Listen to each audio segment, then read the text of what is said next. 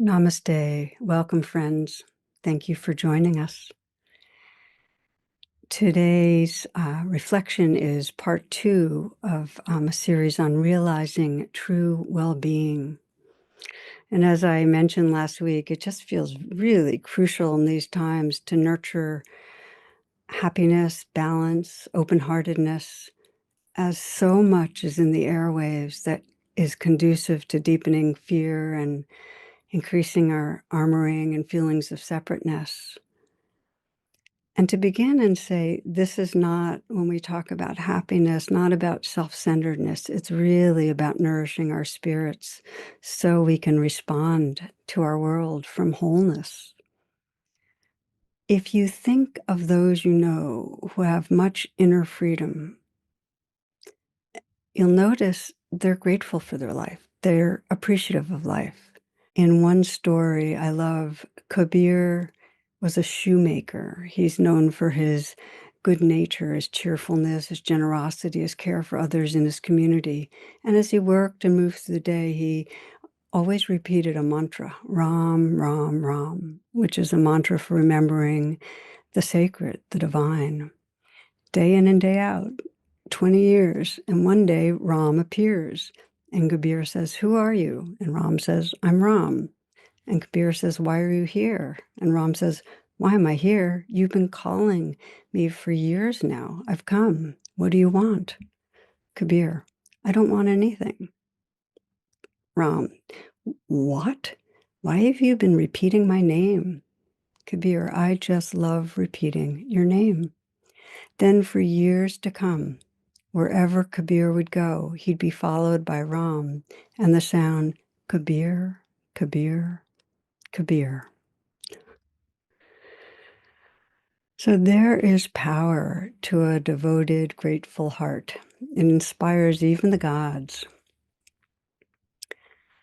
We're here now, friends, living in this world that has a lot of darkness, a lot of uncertainty, and it feels so important. We have to face the difficult realities and stay open to the whole of reality, which means keeping close into our sense of what is precious, what is sacred, what is beautiful.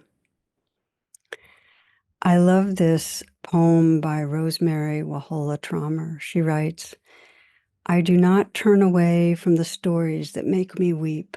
I'm willing to be ferocious, to stand up for what I know is true. But I study what is beautiful, what is generous. I offer it my devotion. Even in this moment, writing this poem, I stitch in the pauses and the stumblings. These too are beautiful because they are true. I stitch in the pure potential that steeps in uncertainty. I stitch in silence. I stitch in hope." So I love that poem. There's much suffering in our world, and we need to rally on all levels. And for the sake of freedom of all beings, we need to stitch in wise hope. It will carry us through these times. So thank you for being here, friends. May you find value in this talk. So a woman in our Sangha recently shared a story with me. A friend of hers had asked her to sense this. She said, "What would it feel like to think that something good was going to happen rather than something not so good or even something bad?" So she asked her, what would it be like to just think about that something good is about to happen? And so this woman, friend of ours, thought about it, and the response was, it would feel totally weird and uncomfortable. And her friend's response was, "Good, now try it." So how about we all try that for a moment, just to sense in your life, this is in your life, what's it like when you reflect on the possibility that something very good is going to be happening?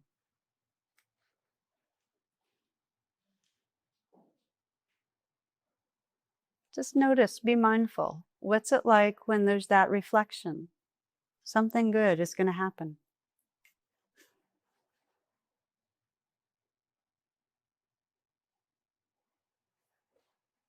You can continue to explore that, but just to say that our normal habit is to fixate on something not so good happening.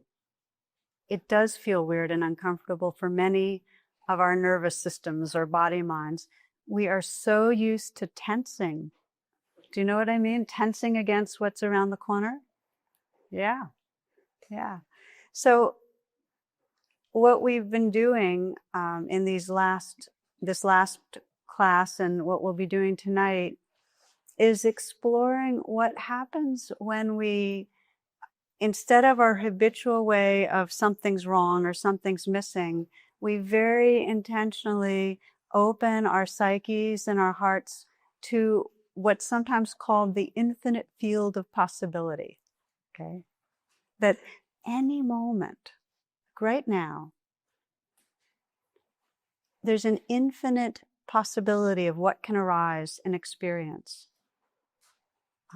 From joy and freedom to getting completely stuck. But any moment, it's all there. It's like this fertile void that's creating this universe over and over again, moment by moment. And what determines our experience is the way we incline our mind. What's the habit of thoughts and feelings? Do we incline our mind towards a kind of grimness? Or is there a sense of don't know, but open to what might happen, Okay. Now, I brought up last week what is to me this very, it's a wonderful current in Western psychology called positive psychology that many, many people are familiar with. And positive psychology is basically saying for too long, the attention in psychology has been focused just on a kind of disease model. And that we forget that it's possible to cultivate a sense of real well-being. It's really possible. And some of the criteria is well-being on a very, what you might call a familiar level, which is positive emotions, feeling good, feelings of accomplishment. But positive psychology also points to a much more evolved kind of state of well-being, where we have a profound sense of meaning that comes from realizing our belonging to each other and to our world. A very evolved sense of what's possible, and sense of really coming home to a sense of fullness and wholeness. And so that's where the intersection is with spiritual paths, with the wisdom traditions, the Buddhist being one of them. In Buddhist psychology, the invitation is, if you come and practice and pay attention to your experience, it is possible to experience profound peace and joy and freedom. So the Buddha set this up. He kind of gave a very, I think, elegant framing with the Four Noble Truths, which started by saying that every one of us incarnates, these body minds have a kind of innate dukkha, which is a dissatisfaction, an uneasiness, okay? And the uneasiness is like saying we're stressed. I mean, life is stressful because it's impermanent and changing, and there is a natural tendency in this organism to go, don't like it when it's unpleasant and want more of this and feel unsafe about that and grasp after it. That's just the tendency. And that's the first noble truth of this dukkha exists. It's the conditioning of our organism. And the second noble truth is that when we play it out, when we get identified with, I have to have it this way and I don't want it that way, we suffer. The third noble truth is, but freedom is possible. We don't have to live inside of that small self-identity. And then the fourth noble truth is kind of saying, here's how. Here's how we discover that freedom, that well-being that's really the evolved end of positive psychology, that real liberation. And in the fourth noble truth. The fourth noble truth has been described as the Eightfold Path. There are three basic clusters that the Buddha described as what allows us to live in fullness. And I'm going to kind of explore these clusters in this class. One of the clusters is described as samadhi, which is that we learn to pay attention, moment to moment, to what's happening right here. Samadhi includes a concentration that helps to quiet the mind and the mindfulness that opens us. Okay? The second of those clusters is that when we do that, there's a kind of wisdom or attitude or understanding that we tap into. We start seeing that there's no peace if we're chasing after things and wanting them different. We start seeing it keeps changing, so go with the flow. And we see that when we have a sincere intention to wake up, to be present, we start coming home to a sense of wholeness. Okay, so cluster number one, learn to pay attention. Cluster number two is the wisdom and understanding that comes from it. The third cluster, and we're going to spend more time on the third cluster tonight, is that from that understanding, our actions in the world become compassionate and wise. Okay? So the teaching is that for us to experience full well-being, we end up in this virtuous cycle of these three clusters. We learn to pay attention inwardly, we start waking up our understanding, and we start living from that. And we can't leave out that third piece, that our ways of speaking with each other, our ways of engaging in the world, our ways of taking in the world are all essential to feeling the wholeness of who we are. So those are the three clusters that we will go through. And as I mentioned, they feed each other in a kind of virtuous cycle. Now, an interesting reflection to sense whether you're in a virtuous cycle of paying attention, kind of waking up to things and living out of that, or whether you're in, and I don't like the word unvirtuous, but a kind of trance cycle. I'm going to give you a little reflection, okay? And that is just to sense, okay, this week, you're going to look at this week and you're first going to just sense, well, what most matters to me? Like if I have to look at my life at the end of my life, looking back, what do I most want to know that I've experienced in my life? What do I most want to touch? What most matters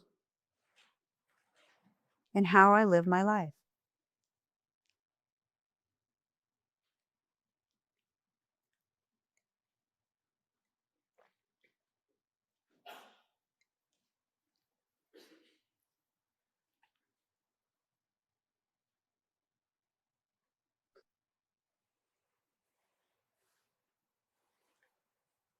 So we begin to sense, okay, it matters to me perhaps that I am present or kind with others. It might matter to me that I really live the moments, or that I touch some peace, that I'm not always on my way somewhere else. We might have these different things that we say, oh, this is what matters. And then we look at our week and we say, well, how much did what matters converge with how I spent my moments this week? Did the way I spend my moments serve what mattered? Okay? Now this is a reflection that helps us sense, are we in a virtuous cycle of awakening to well-being? Or are we in a trance cycle where we're kind of repeating patterns that keep us really from our wholeness? That's just an inquiry. Some people find it helpful, some don't. Is there a mesh between what matters and how I spend my time? It's kind of basic, right? Okay, so we'll look at the trance cycle first. That I mentioned the three clusters: how we're paying attention, what we're realizing, and how we're acting. Right? In a trance cycle, we kind of know how it is. That rather than a mindful presence, what's happening? We're spinning. We're bicycling away from the moment with a busy mind. Right? And our mind is either planning or worrying most of the time.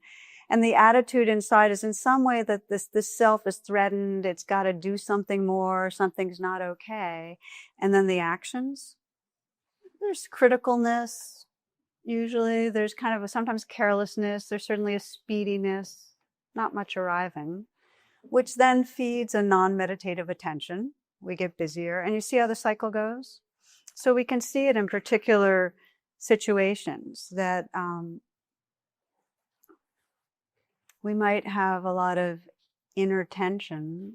We might have this busy mind that's kind of fixating on, I need something to satisfy me or soothe me, and then we'll fixate on either taking in too much food or checking things off the list for many of us. And I certainly, this is one of mine. Every time I check off something, my nervous system relaxes some for about 30 seconds.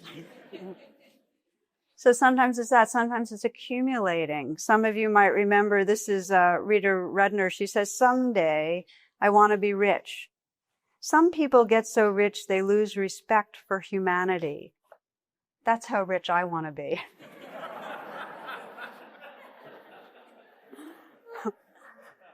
So this is the trance cycle again, that what happens, we chase after money or we chase after accomplishments, checking things off the list, or we kind of try to soothe ourselves, and then what happens?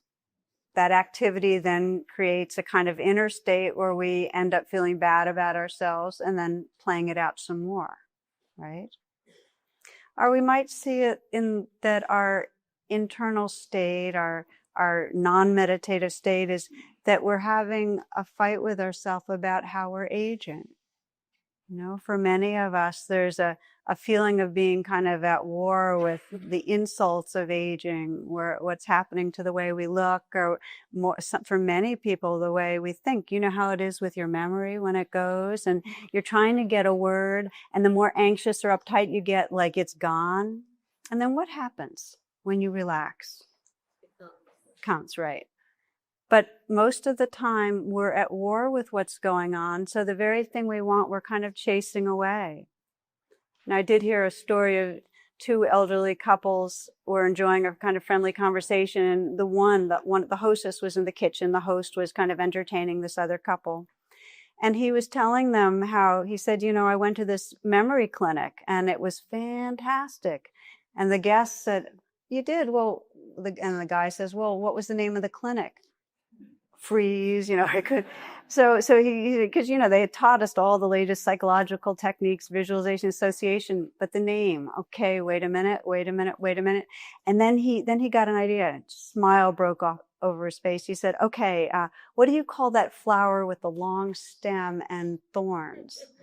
And you mean rose? Yes, that's it. Rose. What was the name of that clinic?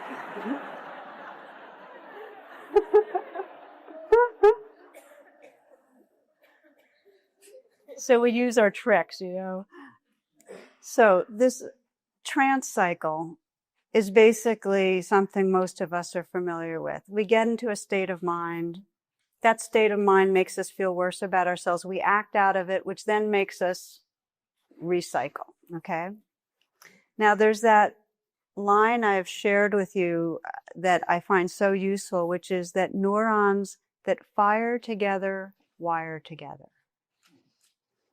The more we think certain thoughts, the more our mind is inclined to those thoughts and then the feelings that they bring up, and we get caught. And what happens, if you think of it, well, what do you most regularly think about? What is the biochemistry that's become your set point?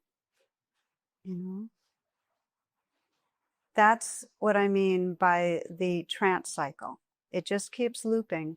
And we know how Gandhi put it. He described that, our beliefs create our thoughts, and our thoughts create our moods, and our moods create our actions, and then our actions create our character. Our character creates our destiny. So the big inquiry really, for most of us is about waking up. Wei Wu Wai, who I think is wonderful, says, why are you unhappy? because 99% of what you do is for yourself, and there isn't one. Interestingly, if you look at what's called positive emotions, our positive emotions arise when we are not fixating on self. Think about it. Gratitude, joy, happiness. It's not like we're ruminating about what's going to help me, how can I get more, what's wrong with. There's a more of an openness, there's an outflow. You can think of this positive cycle that wakes us up out of trance in evolutionary terms, that when we're in a trance cycle, there's a fixation on an endangered sense of self. And what's activated is our limbic system, the more primitive parts of our brain, right? So we're living from those emotions, the fight, flight emotions, and the thoughts that actually keep on activating limbic system. When we move into a well-being cycle, we're actually activating the more recently evolved parts of the brain. The social brain that is responsible, the circuitry that's responsible for a kind of empathy and intuition and sensitivity. We're waking up the parts of the frontal cortex that are able to go metacognitive, that are able to recognize thinking but not be caught in it. We're waking up consciousness. So science has confirmed what the mystics describe, which is, the science puts it in terms of neuroplasticity. It doesn't have to be our destiny that we stay in the same set of thoughts and the same swamp of worry, anxiety, depression. We don't have to stay in that. We can actually recognize it and train our attention in a way that wakes us up. So we're going to look at how we do that. And last class, we explored the trainings in metta, or loving kindness and gratitude. And tonight we actually did a metta meditation. What are we doing with the metta? There's a kind of beauty to it, that we're simply directing our attention to goodness. It's not a Pollyanna thing. It's almost like, because we're so conditioned to fixate on what's wrong, we are intentionally widening our way of noticing and bringing our attention to the beauty and the mystery and the sweetness and what we can feel astonishment and wonder about. So metta does it with each other. The gratitude practice, what do you love? What do you appreciate? I shared in our last time here that there's so much research that shows that if you just each day spend a little time reflecting, okay, so what really do I appreciate? It gladdens the heart in a way that can change your biochemistry, change your set point. It works. So these are the inner trainings. Remember, I mentioned the 3 clumps. This is the samadhi and the mindfulness. This is the inner trainings. Then we explore, well, how do we have our outward expression? Our way of moving through the day in some way help to evolve us, help to awaken our hearts and minds, help to bring us to well-being. And I've always loved a line from E.B. White. He says, I wake up each morning torn between the desire to serve and the desire to savor. Those are 2 good options, aren't they? So if we look at those 2, and the reason I like those 2 is it really speaks to being engaged in our world in a way that's serving, it's like breathing out, it's like offering out, but also engage in a way that takes in, that lets us be touched. Okay, savoring. So start with serving, and you might remember Albert Schweitzer, who said the only ones among you who will be truly happy are those who have sought and found how to serve.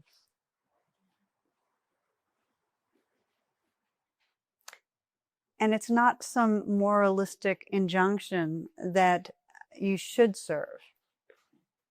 Why does it make us happy? And what is it when we are with someone and in some way our touch or our words comforts them? What is it that makes us feel so good? Or when we in some way are involved with a project and we realize, oh, this is helping people. This is bringing more ease to people's minds or more happiness. Or we just smile at somebody on the street or in the elevator and you can feel that in some way that shifted something. What is it that makes us feel good? And I often say it's marbled because in some way we're all on a kind of a good self project. Makes us feel better about who we are in some way.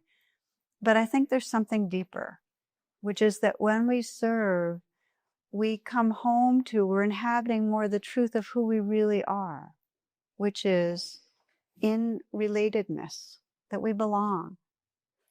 We're serving because we're serving the wholeness of what we are, the unfolding to wholeness.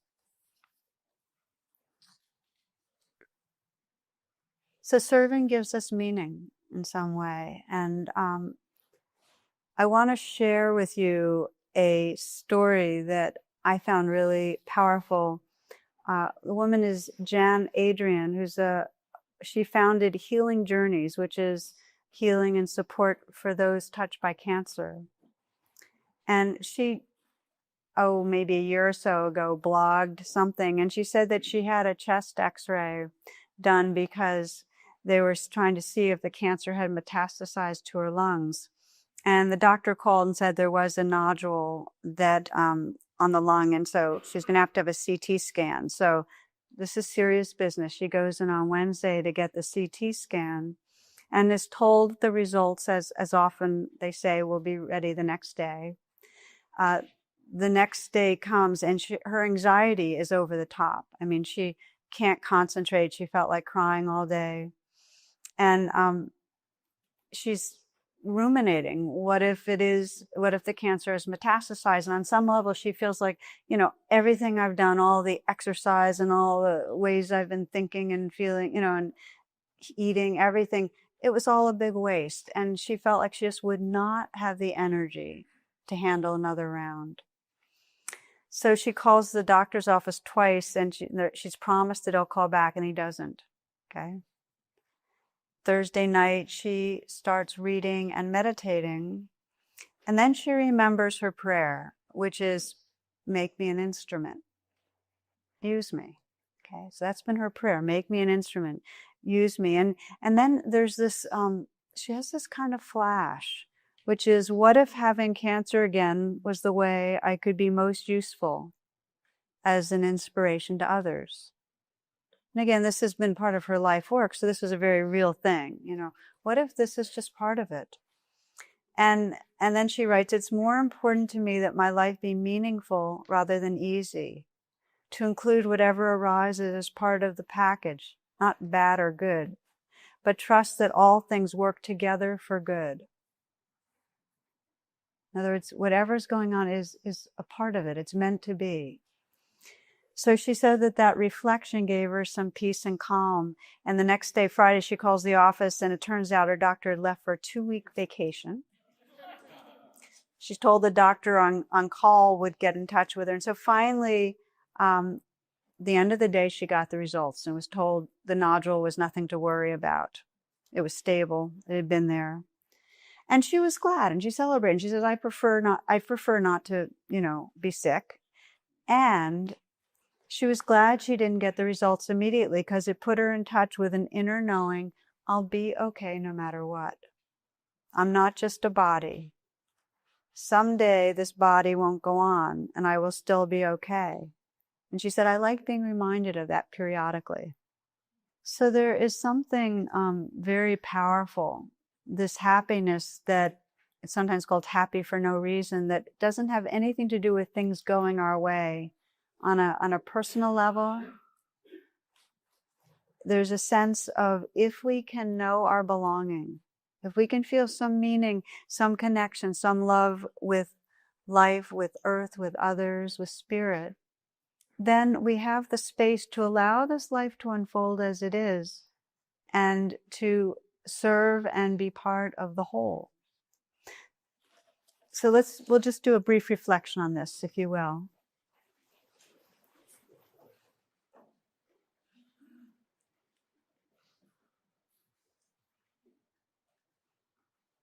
So really talking about how our actions in the world, what in the Buddhist tradition is called reverence for life, our way of serving the world, can really deepen our sense of belonging and meaning and inner freedom.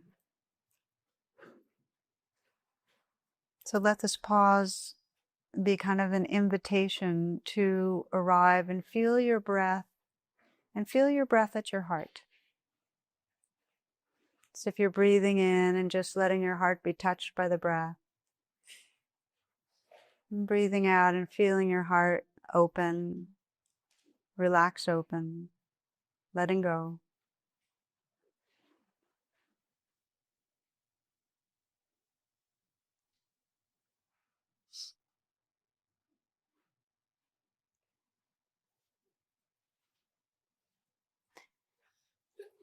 And in the space of presence, to sense one person that you know that is having a difficult time. One person that you would like to feel that you can help in some way, that you can serve.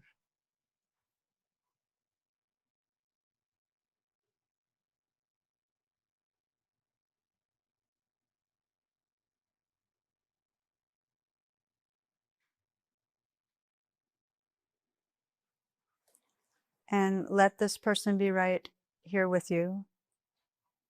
So that as you might even feel with your breath, and this is part of a compassion practice, Tonglen, that you could breathe in and let yourself feel and be touched by whatever the difficulty is that that person's going through. As if you're inside their being, looking through their eyes, feeling with their heart. You're breathing in and letting yourself be touched. And that with the out breath, just sending out care. Letting whatever suffering they're in be held in a very large, large space of awareness with the out breath.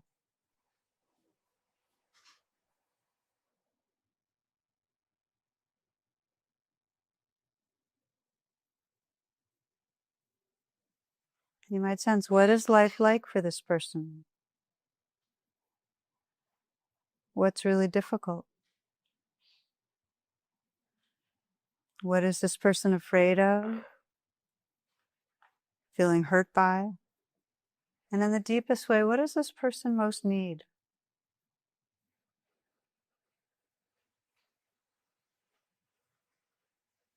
As if you could still feel this person as part of your heart, also sense that you can offer to this person in some way, energetically or with touch or with words, something that will nourish, comfort, and help.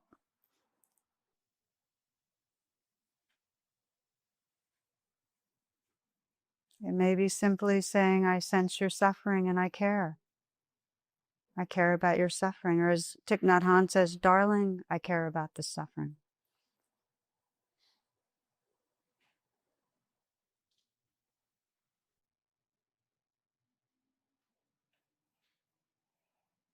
It might be that you imagine holding that person in your arms or touching them on the cheek. In some way letting them know your love. And as you do, as you offer something, sense this person receiving it. Imagine their response.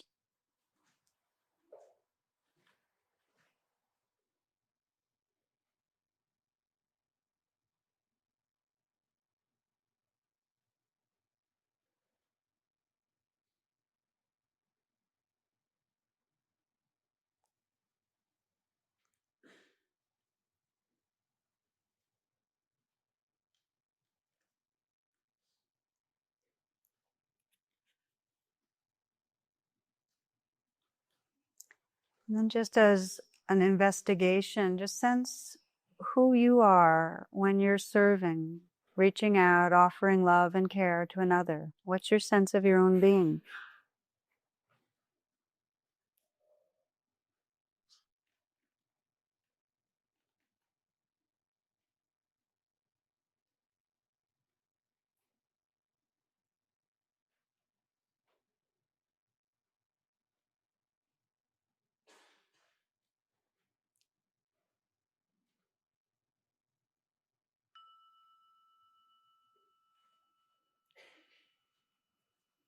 So this is one, when we say serve and savor, um, on the bodhisattva path, which is bodhi is an awakening and sattva being.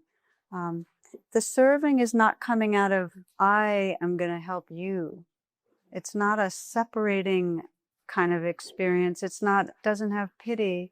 It's serving because you and I are of the same nature, that we all experience this vulnerability, and that by offering care, we are coming home to that vastness of caring presence. And it's freeing. And when they put electrodes on monks and check out what happens when they are sending out care, feeling suffering and sending out care, actually, it's not a depressing thing. It's not like their systems, wash through with some sort of a real deep kind of sinking feeling. Rather, the parts of the brain that light up actually have happiness to them. Not, I'm happy you're suffering, but a sense of openness and light and expansiveness rather than self-centeredness and darkness. So serving wakes us up to our wholeness. And so does taking in. Some years ago, a friend of mine who worked in some sort of an institution that really provided care for those who were severely disabled, described working there, and it was a very good institution. I mean, it was very sensitive in many ways, but he had a shock. One day he was sitting next to one of the patients, and the patient looked at him in the eye and he said, "You're the sick ones." And the guy went, "What?" And the patient said it again, because "You're the sick ones. We know how to take in love. You don't." And he actually reflected on it and realized that you can get role-locked in being the helper. And that, he started asking the question of himself and others, how many of us really, we'll hear people say, "Oh, I love you," but how many of us in a visceral way let that in? You might ask yourself that. How much in your friendships or family, whatever, do you really, in a very heart way, feel that wash and that deliciousness of feeling, this being cares about me? There's more and more, again, studies showing that this capacity to feel loved is an intrinsic part of well-being. That as we evolve, as this brain is evolved, it's not just giving out care, it's actually taking in care. It's just like taking in food. Can we take in and metabolize and digest food? Can we do it with love? One of my favorite stories, a certain Bektashi dervish was respected for his piety and appearance of virtue. And whenever anyone asked him how he'd become so holy, he answered, "I know what is in the Quran." And so one day he had just given this reply to an inquirer in the coffee house when some newcomer, kind of arrogant, said, "Okay, what gives? What's in the Quran?" And this is his response. He said, "In the Quran are 2 pressed flowers and a letter from my friend Abdullah."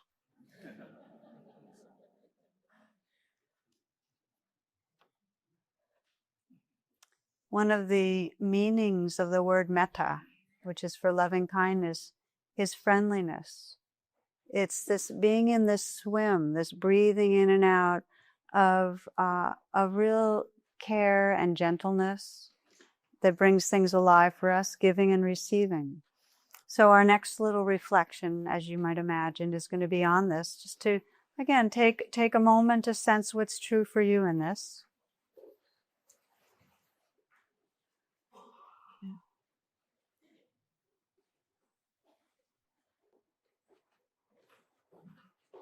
And as you come into stillness, just feel your breath and sense the receiving of the breath. So as you breathe in, as if a balloon is opening to receive, just open to receive and sense the breath coming to your cells, coming to the spaces between the cells,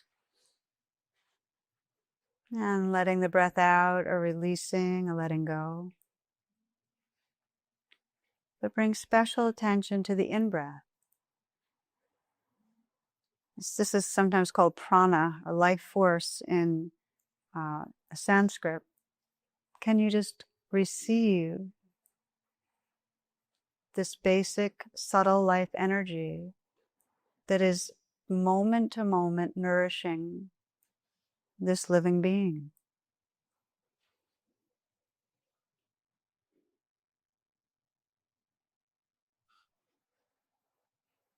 Feel like you're receiving love when you're receiving the breath.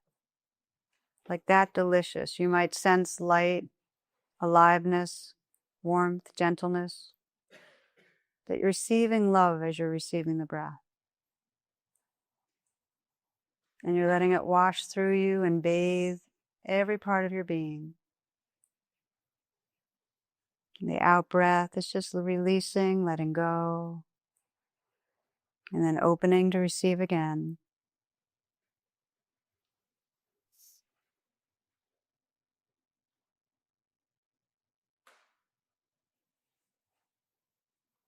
You might continue to feel the breath as you bring to mind someone who you trust cares about you. Now, for some of us, we might feel like we're not sure we trust anybody really cares, but come as close as you can.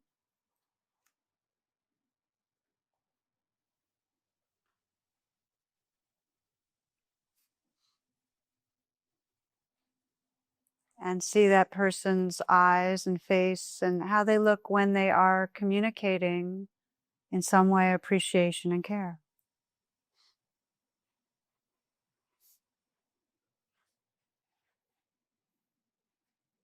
And just as you did with the breath, see if energetically you can really let that care in. Let it wash through you.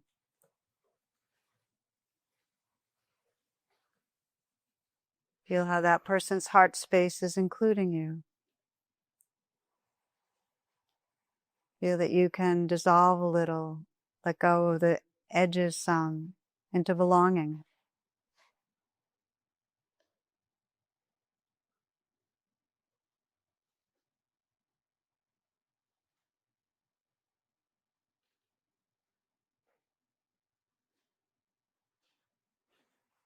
You might experiment and bring someone else to mind that you know appreciates you.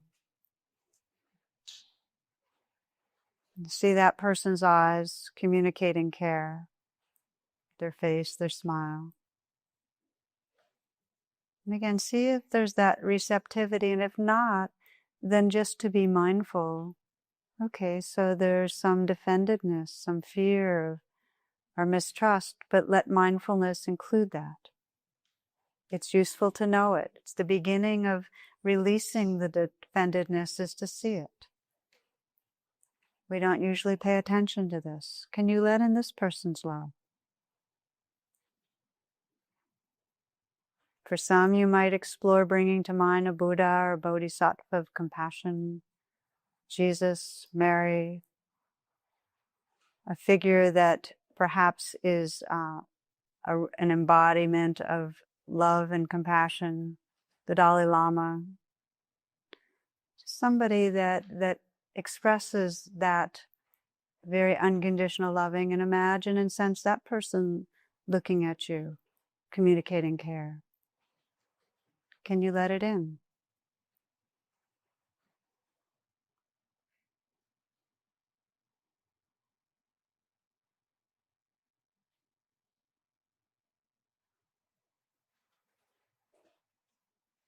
And gently coming back to simply feeling the breath and feeling this Earth's atmosphere, imagining the spring,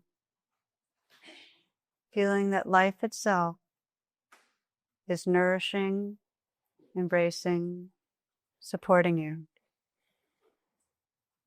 moment to moment, belonging to this life.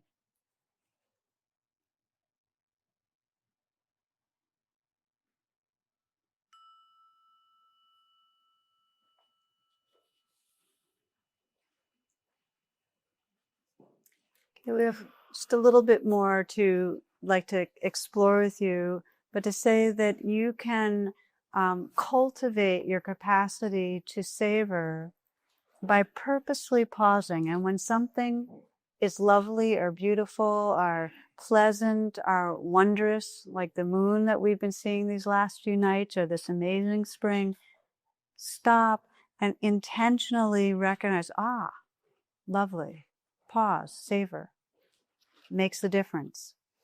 So I've been describing these 3 clusters that we have done the inner training some of the metta or loving kindness, the gratitude. We begin to express more and more serving and savoring. And what happens is it deepens our wisdom, our attitude towards life, an attitude that really, in a very profound way, can reflect well-being. Because ultimately, the teaching is, it doesn't matter what's happening. It's how we're relating to it. If your well-being is hitched to life going a certain way, your memory working a certain way, your body being in a certain state, your partner acting a certain way, that's going to be conditional happiness. If you want the happiness of what's called sukha, happiness for no reason, it's going to come down to an attitude. And for a lot of us, we have to have life happen to us and kind of do some letting go to discover that, I'm happy anyway. And that's actually been very much my own experience in the last 3 years in particular, that for a very long time, my spikes in happiness were always hitched to being outdoors and being really physical and getting endorphin highs and merging with nature in the midst of those highs. And piece by piece, because of going through all sorts of physical sickness, the things that I did that really were my main lines to feeling really charged up and good, I couldn't do. I mean, I could not bike anymore. Biking was out of the way. I couldn't ski. I couldn't hike up hills. I can't do that now. So I would have thought that my happiness level would go down, but I've been amazed to find that it's gone up. So that rather than, let's say, you might imagine you can bike in Switzerland and go up and down all the hills and do all this stuff. But if your mind is in some way caught up in this thing of, I'm going to push myself or comparing myself to others, or in some way there's relationship tensions that enter, it doesn't matter what you're doing. You're going to always be in that place. The happiness set point will keep you. What I found for myself is that as things got taken away, what mattered was the quality of presence I had and what I had left I could do. And so even the days, sometimes days I can't even walk on the river, all I can do is walk around our property, around the edge of the woods. But I go very slowly and I pause. And if the presence, if that kind of inner silence, that space is awake, it's just as exquisite, it's just as sacred as if I had hiked up and down the 10 hills and gotten my endorphins going and then sat and been buzzed. It's just as good. And so I'm sharing that because we can lose it all. And presence is here. And so maybe a final story to share with you tonight that I've always loved is Itzhak Perlman, whose famous concert at the Lincoln Center, New York City. Many of you know he was stricken with polio as a child. And so he would, each time he'd perform, he'd walk very slowly and painfully across the stage, and he'd set himself and in a chair and put his crutches on the floor. And it would be a whole kind of ritual that the audience would know and sit kind of reverently as he went through it. Well, this time, he picked up his instrument and something went wrong. Just as he finished the first few bars on the violin, one of the strings broke and you could hear it snap. It went off like gunfire in the room. So I'm reading now. We figured that he would have to get up and put on his clasps again and pick up the crutches and get another violin. But he didn't. Instead, he waited a moment, closed his eyes, and then signaled for the conductor to begin again. The orchestra began, and he played from where he had left off. And he played with such passion and such power and such purity as they had never heard before. Of course, anyone knows that it's impossible to play a symphonic work with just 3 strings. I know that and you know that, but that night, Perlman refused to know that. You could see him modulating, changing, recomposing the piece in his head. At one point, it sounded like he was detuning the strings to get new sounds from them that they had never made before. When he finished, there was an awesome silence in the room. And then people rose and cheered. There was an extraordinary outburst of applause from every corner of the auditorium. He smiled, wiped the sweat from his brow, and raised his bow to quiet us. And then he said, not boastfully, but in a quiet, pensive, reverent tone, you know, sometimes it is the artist's task to find out how much music you can still make with what you have left.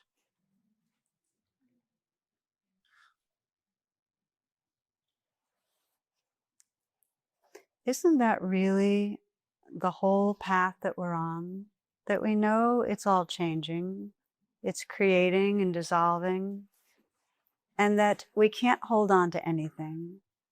So the freedom comes as we start resting in a larger and larger sense of beingness.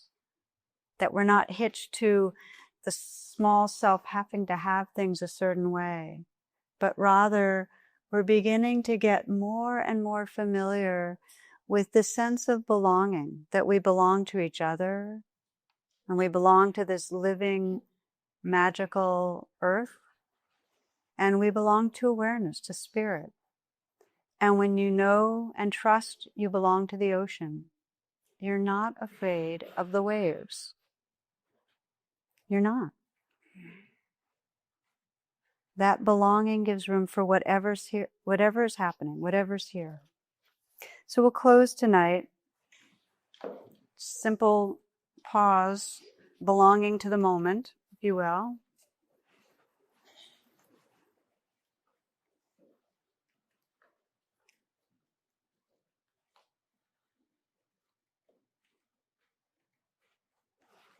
The freedom from this trance, the freedom to experience our well-being begins with this pause where we start belonging to the life that's right here. Just to feel this breath.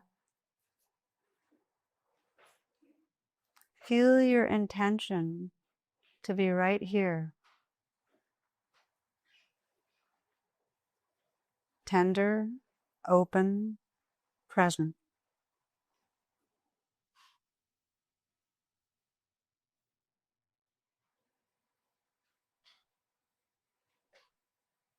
Let your senses be awake, aware of the sounds.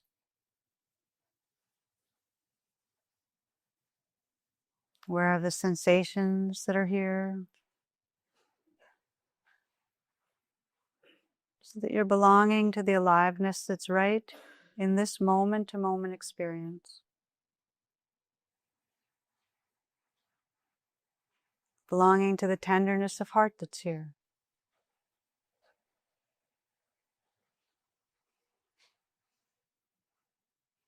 And belonging to this vast inner space of presence that's aware of all that's arising and passing.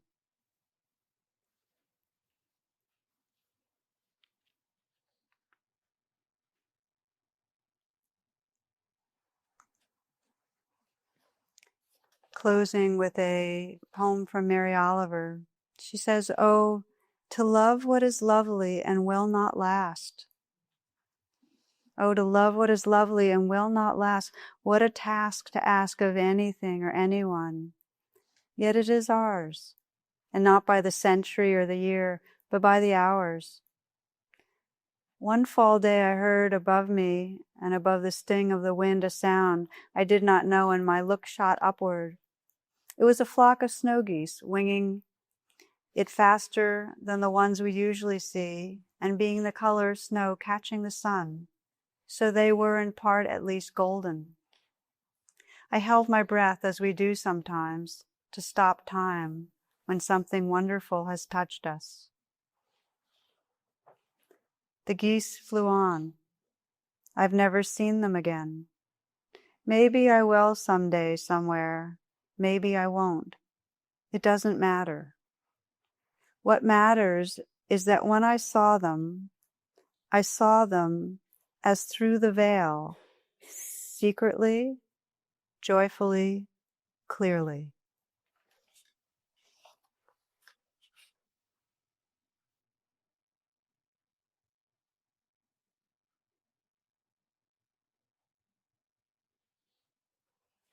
Namaste.